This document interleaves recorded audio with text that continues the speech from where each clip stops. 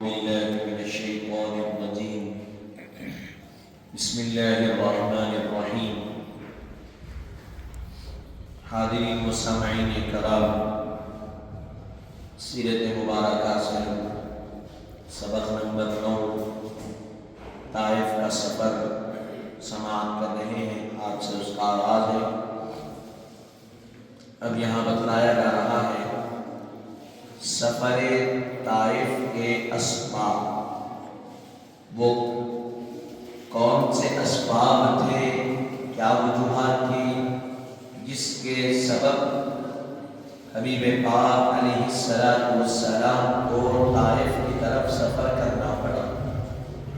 بتلا رہے ہیں مسلسل 10 سال تک جد و جہد اور محنت کی گئی، اس کے باوجود اہل مکہ کی بے راہ روی نہ رکی اور اناد و سرکشی اور رحت اور ہردرمی ختم نہ ہوئی۔ تب نبی کریم صلی اللہ علیہ وآلہ وسلم نے اسلام کی دعوت دینے کے لیے حضرت زید بن حارثہ رضی اللہ عنہ کو لے کر ماہ شوال میں طائف کا سفر فرمایا۔ اعلان نبوت کے بعد 10 سال تک حبیب پاک علیہ السلام نے مشرکین مکہ کو دین کی دعوت دی، لیکن ان کی بے راہ روی نہ ختم ہوئی، نہ اناد و سرکشی ختم ہوئی، نہ ان کی ہردرمیاں ختم ہوئی۔ وہ اپنے اسی نقش قدم پر رہے جس نقش قدم پر، جس طریقے پر پہلے دن سے تھے۔ حضور کیا کیے، حضرت زید بن حارثہ کو لے کر ماہ شوال میں طائف کی طرف سفر فرمائے کہ وہاں میں دین کی دعوت ہوگا وہاں کے لوگوں کو۔ تو چنانچہ مکہ مکرمہ سے طائف کی مسافت بتلا رہے ہیں۔ طائف اور مکہ مکرمہ ایک راستے سے 61 کلومیٹر کے فاصلے پر واقع ہے اور دوسرے راستے سے 91 کلومیٹر کی مسافت پر واقع ہے۔ طائف کو مکے سے 2 راستے جاتے ہیں، ایک راستے سے گئے تو 61 کلومیٹر کا راستہ ہے مکے سے طائف کا، دوسری روٹ اور دوسری وے کو استعمال کیے دوسرے راستے کو، تو 91 یعنی 91 کلومیٹر کی مسافت پر طائف واقع ہے۔ حضرت نبی کریم صلی اللہ علیہ وآلہ وسلم نے وہاں 1 ماہ تک مسلسل تبلیغ اسلام فرمائی۔ 1 ماہ تک حضور مسلسل وہاں تبلیغ اسلام فرماتے رہے، لیکن اہل طائف نے بجائے ایمان لانے کے آپ کے ساتھ مختلف قسم کی شرارتیں شروع کر دی۔ 1 مہینے تک حضور رہے، دین کی دعوت دیتے رہے۔ ہونا تو یہ چاہیے تھا کہ وہاں کے لوگ اسلام میں داخل ہوں، لیکن وہاں کے لوگوں نے مختلف شرارتوں کا آغاز کیا، مختلف شرارتیں شروع کر دی۔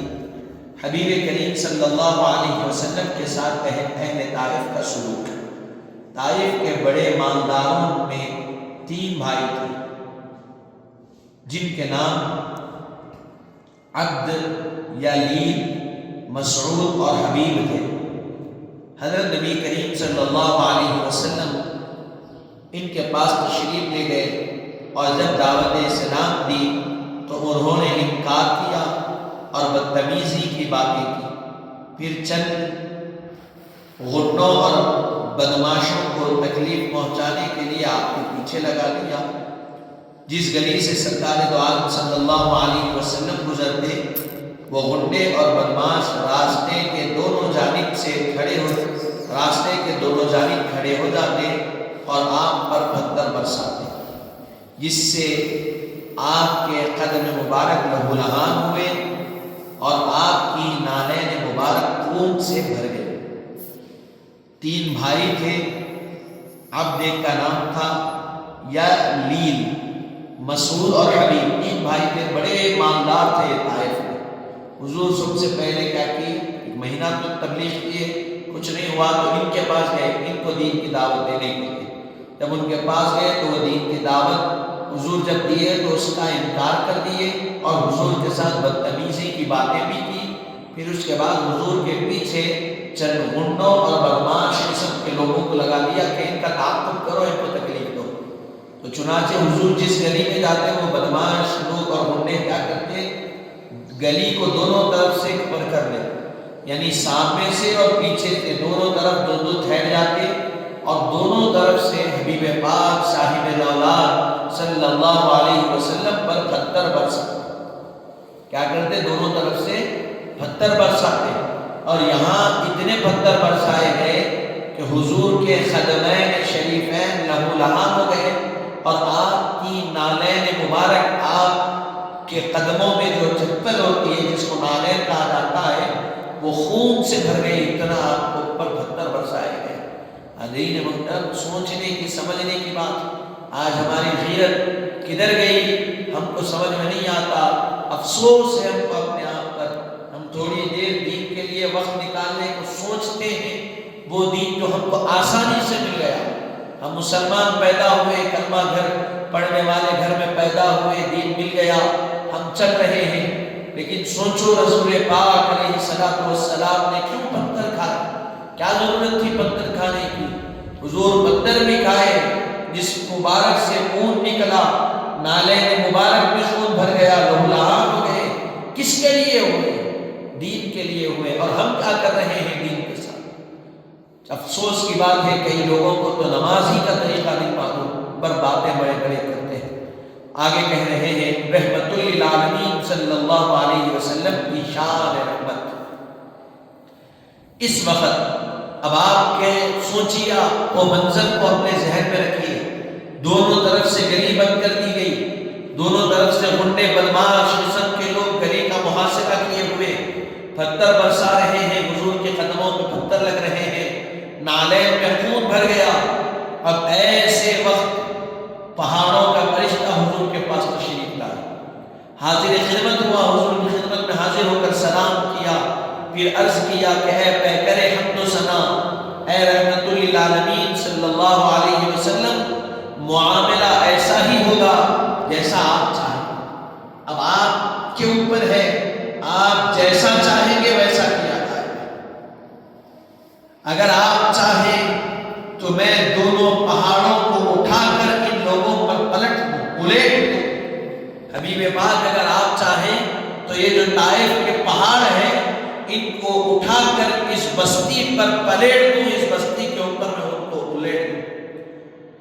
سنیا، حبیب پاک صلی اللہ علیہ وسلم نے فرمایا میں رحمت خدا سے امید رکھتا ہوں، میں رحمت خداوندی سے امید رکھتا ہوں کہ خدا تعالی ان کی نسل سے ایسے لوگوں کو پیدا فرمائے گا جو اس ایک خدا کی عبادت کریں گے اور اس کے ساتھ کسی چیز کو شریک نہیں ٹھہرائیں گے۔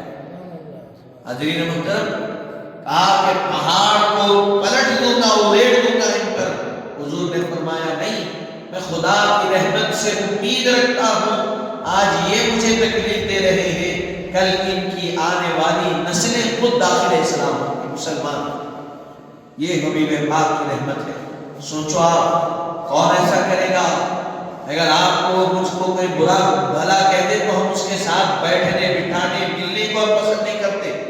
حبیب پاک کی شان کو دیکھو، پتھر برسائے گئے تب بھی کہہ رہے ہیں کہ یہ اگر اسلام قبول نہیں کرے تو کیا ہوگا، ان کی آنے والی نسلیں اسلام قبول کریں گی۔ یہ رحمت ہے حبیب پاک۔ پھر اس کے بعد فرما رہے ہیں جنات کا مشرف باسلام ہونا۔ کیا شان ہے حبیب پاک کی، بتلا رہے ہیں جنات کا مشرف باسلام ہونا۔ کہا گیا اسی سفر سے واپسی کے وقت مقام نخلا میں جنات کی ایک جماعت، مقام نخلا میں جنات کی ایک جماعت حاضر خدمت ہوئی اور مشرف باسلام ہوئی۔ اسلام لانے والے یہ جنات کی جماعت نے اپنے دیگر بھائیوں کو دعوت تبلیغ دی، چنانچہ مکہ شریف کے دیگر جنات بھی دیگر جنات کی جماعتیں بھی حاضر ہو کر مشرف باسلام ہوئی۔ حضور کے دست مبارک پر انسان تو طائف میں دین قبول نہیں کیے، جب حضور وہاں سے نکلے واپس آ رہے ہیں تو جنات کی جن جس کو کہتے ہیں وہ جنات کی ایک جماعت حاضر ہوئی، ایک گروپ آیا جنوں کا، اور حضور کے دست مبارک پر کلمہ پڑھ کر جنات کا گروپ اسلام میں داخل ہوا، جنات کی جماعت اسلام میں داخل ہوئی، اور پھر وہ جنات کی جماعت علیحدہ ہو کر گئی اور کئی جنات کو لے کر آئی اور ان کو بھی داخل اسلام کروایا۔ یہ آپ کے اور ہمارے آقا کی شان ہے کہ انسان تو انسان ہے، جنات بھی آپ کے دست مبارک پر کلمہ پڑھ کر داخل اسلام کروایا۔ حاضرین محترم، اب یہاں بتا رہے ہیں شق صدر، سینے مبارکہ کو چاک کرنا، معجزہ شق القمر یہاں سے بتلایا جا رہا ہے۔ 10 نبوی، اعلان نبوت کا 10واں سال، کفاران مکہ سے کسی نہ کسی طریقے سے حبیب پاک صلی اللہ علیہ وسلم کی دعوت کو روکنا چاہتے ہیں۔ کفاران مکہ کسی نہ کسی طریقے سے حضور کی دعوت دین کو روکنا چاہتے تھے اور آپ کی تبلیغی سرگرمیوں میں رکاوٹ ڈالنا چاہتے تھے۔ چنانچہ ابو جہل نے اسی سلسلے میں اپنے ایک دوست حبیب بن مالک کو بلوایا تاکہ وہ اہل مکہ کے دائرے اسلام میں داخل ہونے سے رک جائے۔ حبیب بن مالک ابو جہل کا دوست تھا، اسلام میں داخل ہونا چاہتا تھا، اس نے بلایا اور کہا کہ تم اسلام میں داخل مت ہو، اس کو روکنے کے لیے بلایا۔ حبیب بن مالک جب مکہ مکرمہ پہنچے تو ابو جہل ان کے سامنے حضرت نبی کریم صلی اللہ علیہ وسلم کے متعلق بہت سی شکایتیں کرنے لگا۔ یہ سن کر حبیب بن مالک نے کہا کہ میں پہلے ان سے مل کر تو دیکھوں کہ وہ کون ہے۔ حضور کی شکایتیں کرنے لگا تو ابو جہل سے حبیب بن مالک نے کہا کہ میں پہلے ملاقات تو کر لوں، دیکھ تو لوں کہ وہ کون ہے۔ چنانچہ حضرت نبی کریم صلی اللہ علیہ وسلم کے پاس کہلوا بھیجا کہ حبیب بن مالک فلاں مقام پر سرداران قریش کے ہمراہ آپ سے ملنا چاہتا ہے۔ حبیب بن مالک سرداران قریش کے ساتھ ہے، فلاں مقام پر آپ سے ملاقات کرنا چاہتا ہے، آپ وقت دیجیے۔ چنانچہ حضرت نبی کریم صلی اللہ علیہ وسلم اس مقام پر تشریف لے گئے جہاں حبیب بن مالک کو کہا وہاں پہنچے۔ حبیب بن مالک نے آپ سے دریافت کیا آپ کس چیز کی دعوت دیتے ہیں؟ حضور سے حبیب بن مالک نے پوچھا کس چیز کی دعوت دیتے ہیں؟ آپ نے فرمایا میں اللہ کی وحدانیت اور اپنی رسالت کی دعوت دیتا ہوں، اللہ ایک ہے اور میں اس کا نبی ہوں، میں اس کی دعوت دیتا ہوں۔ حبیب بن مالک نے کہا اگر آپ نبی ہیں تو نبوت کی صداقت پر بطور دلیل معجزہ کیا؟ کون ہے یہ؟ مشرک ہے، ابھی اسلام نہیں لائے، لیکن دیکھو مشرک کا عقیدہ کیا ہے۔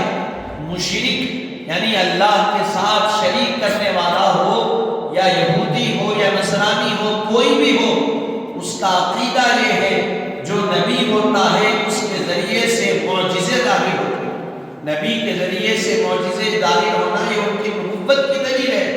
کہا حبیب بن مالک نے کہا اگر آپ نبی ہیں تو نبوت کی صداقت پر بطور دلیل کوئی معجزہ ہے آپ کے پاس؟ حاضرین محترم ذرا غور کرو، جو لوگ معجزات کا انکار کرتے، انگلی اٹھی چاند دو ٹکڑے ہوئے انکار کرتے، سورج پلٹ آیا انکار کرتے، لعاب دہن مصطفیٰ کے کمالات کا انکار کرتے، تو سوچو ایک یہودی ہے، مشرک ہے، نصرانی ہے، جو بھی ہے، اس کا عقیدہ یہ ہے کہ نبی وہی ہوتا ہے جو معجزے کو ظاہر کرتا ہے، تو تم اپنی جگہ پر اچھے ہو یا تم سے بہتر وہ مشرک اچھا؟ سوچو ذرا، تم جو معجزوں کا انکار کر رہے ہو کہ نہیں نہیں کوئی چیز نہیں، معجزے نہیں، اللہ اللہ اللہ سے ظاہر ہوں گے، نادانوں یہ دیکھو حبیب بن مالک کا کیا کہنا، اگر آپ نبی ہیں تو بطور دلیل کوئی معجزہ بھی ہے آپ کے پاس؟ آپ نے فرمایا جو معجزہ تم چاہتے ہو میں دکھا سکتا ہوں۔ حبیب نے کیا فرمایا؟ حبیب پاک نے تم جو معجزہ چاہتے ہو، تم جو کہو گے میں وہ دکھاؤں گا، تم کیا دیکھنا چاہتے ہو کہو میں دکھانا چاہتا ہوں۔ یہ ہے حبیب پاک۔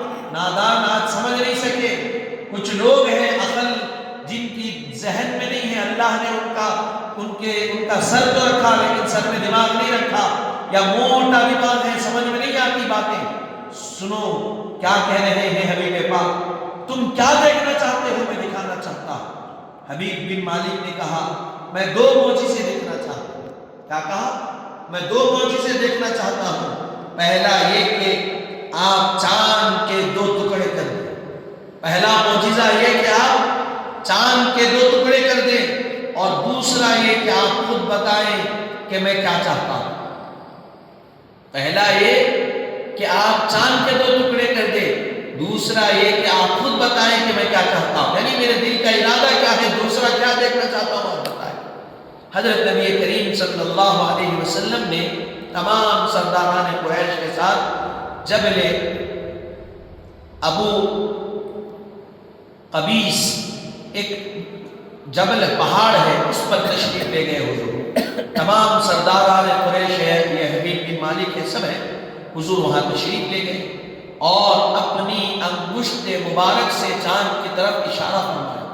اپنی انگشت یعنی ایک انگلی سے حضور پاک نے چاند کی طرف اشارہ فرمایا، فوراً چاند 2 ٹکڑے ہو گئے۔ حبیب پاک نے چاند کی طرف انگلی اٹھائی، چاند 2 ٹکڑے ہو گیا، یہاں تک کہ تمام لوگوں نے بچشم خود دیکھ لیا۔ پھر حضرت نبی کریم صلی اللہ علیہ وسلم نے اشارہ فرمایا تو چاند کے 2 ٹکڑے آپس میں مل گئے۔ حبیب پاک نے اشارہ کیا، چاند کے 2 ٹکڑے ہوئے، پھر حبیب نے اشارہ کیا تو پھر چاند جو 2 ٹکڑے ہوا تھا وہ چاند مل گیا۔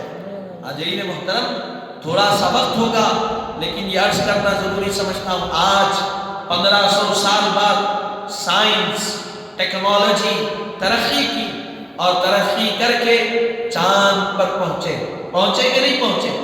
میزائلز کے ذریعے، راکٹ کے ذریعے، جسی بھی ذریعے سے وہ پہنچ سکتے تھے، ترقی کر کے آپ چاند پر پہنچے، انکار کر سکتے اس کا؟ آپ گوگل کریے، سب سے پہلے چاند پہ کون گیا، نام آ جاتا۔ اب کتنے لوگ اب تک چاند پہ گئے، ان کے نام آتے، انہوں گئے، فلاں چیز دیکھے، چاند ایسا ہے، وہاں پہ آکسیجن نہیں ہے، وہاں پہ وہ نہیں ہے، یہاں پہ وہ نہیں ہے۔ یہ اب دنیا جا رہی ہے، اور اللہ نے 1500 سال پہلے آپ کے اور میرے نبی کی شان کو ظاہر کیا اور بتلایا کہ 1500 سال بعد دنیا چاند پہ جا کے ناز کرے گی۔ اے حبیب، 1500 سال پہلے آپ مکے میں ٹھہر کر انگلی اٹھاؤ، ہم آپ کے انگلی اٹھانے سے چاند کے 2 ٹکڑے کر کر دنیا کو بتائیں گے، تم کروڑ روپے خرچ کر کے جس چاند پہ جاتے ہو، میرا حبیب انگلی اٹھاتا ہے تو وہ چاند 2 حصوں میں کٹ جایا کرتا ہے۔ حاضرین محترم، ہوا کہ نہیں ہوا؟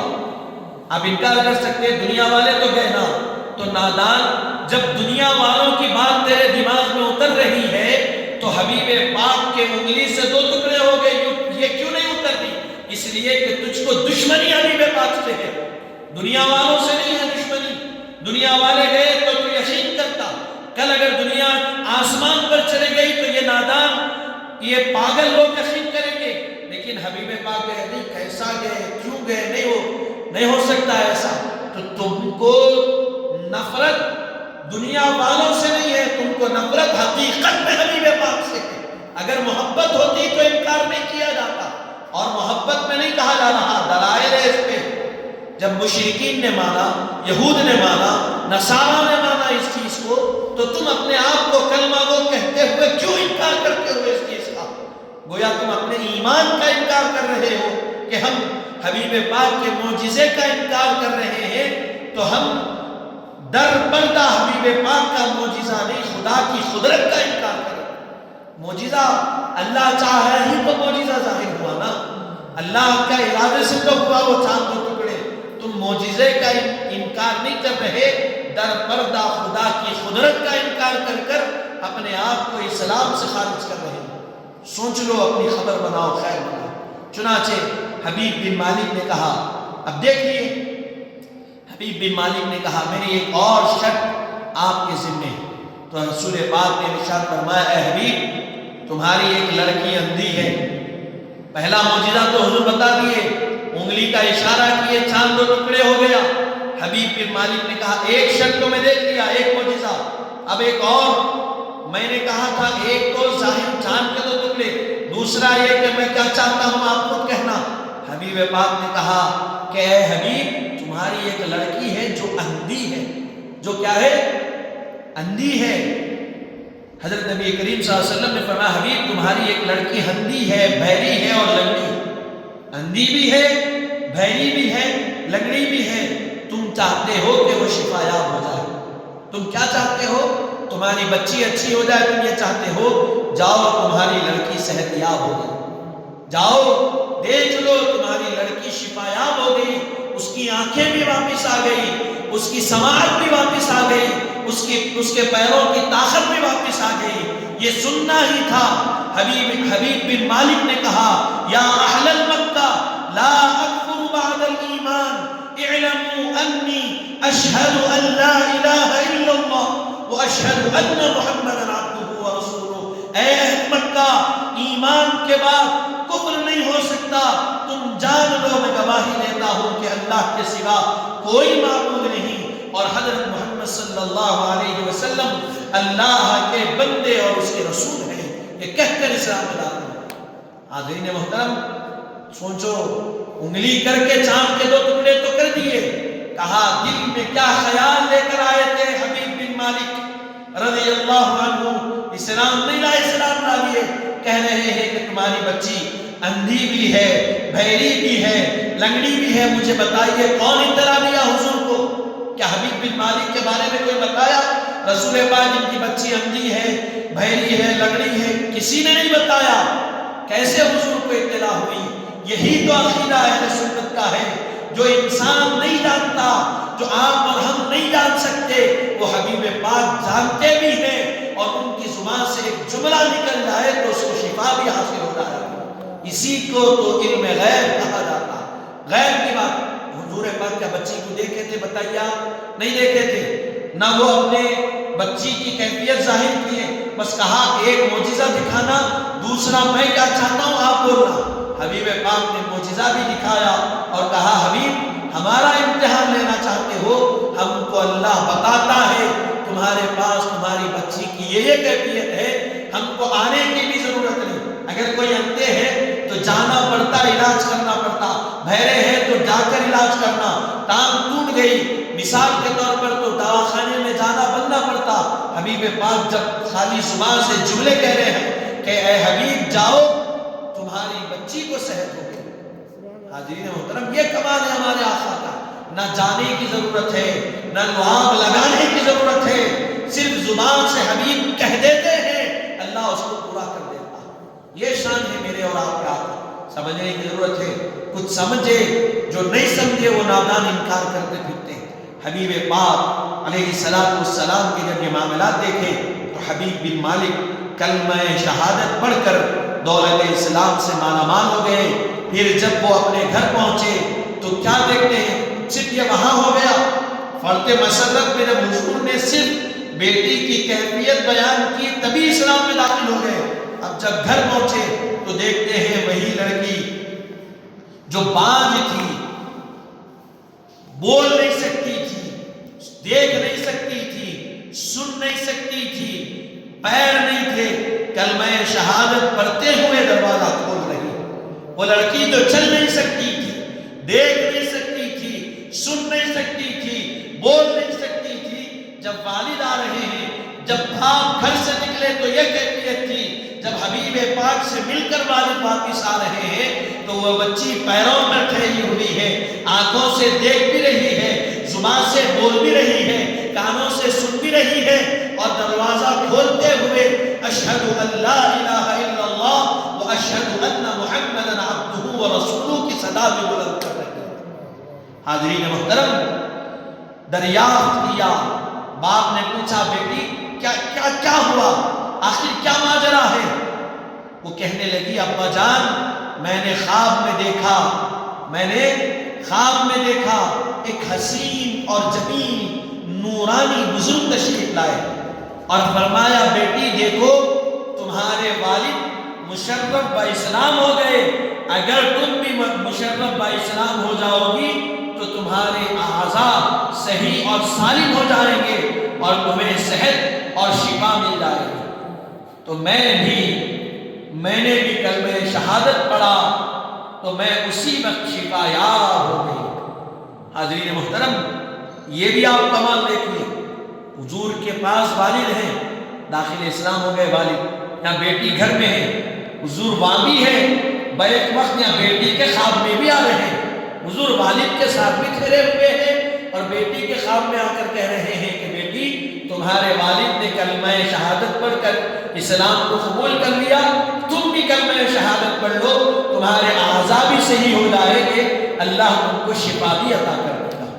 وہ بچی نے کلمہ پڑھا، شفا یاب ہو گئی، اور اسی لیے کہا گیا ڈوبا سورج پلٹا دیکھو چاند بھی شک ہو گیا، اقتدار مصطفیٰ کی ہر گھڑی ایک شان ہے۔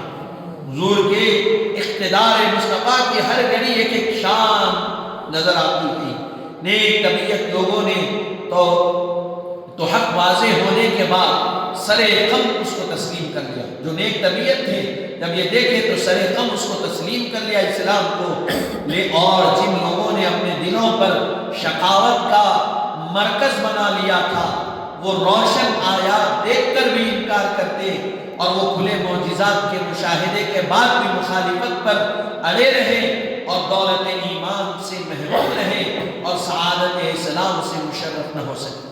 حاضرین محترم، اس میں پریشانی کی بات نہیں، آج بھی کچھ لوگ ہیں معجزوں کا انکار کرتے ہیں، تو یہ ان کے باپ دادا ابو جہل بھی کرے تھے، ان کے بڑے بھی کرے تھے معجزوں کا انکار۔ اب یہ جو واقعہ ہوا سورج کے چاند کے دو ٹکڑے ہونے کا، ابو جہل بھی اس میں تھا، دیکھا، لیکن کیا اسلام لایا انہیں؟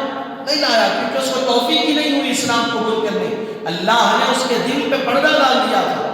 آج بھی چند ان کے ناجائز بیٹے دنیا میں زندہ ہیں جو معجزات کا انکار کرتے ہیں، یہ انہی کی اولاد ہے، ان کے باپ دادا نے بھی انکار کیا تھا، یہ بھی انکار کر رہے ہیں۔ جو حق پسند تھے وہ اسی وقت سر کو جھکا کر اسلام میں داخل ہو گئے، اور جن کے دلوں پر کفر کے پردے تھے، جن کے دلوں پر نفاق کے پردے پڑے ہوئے تھے، وہ اس ایک کھلی معجزات کو دیکھنے کے بعد بھی انکار کرنے لگے۔ حاضرین محترم، یہاں تک اپنی بات کو تمام کرتا ہوں۔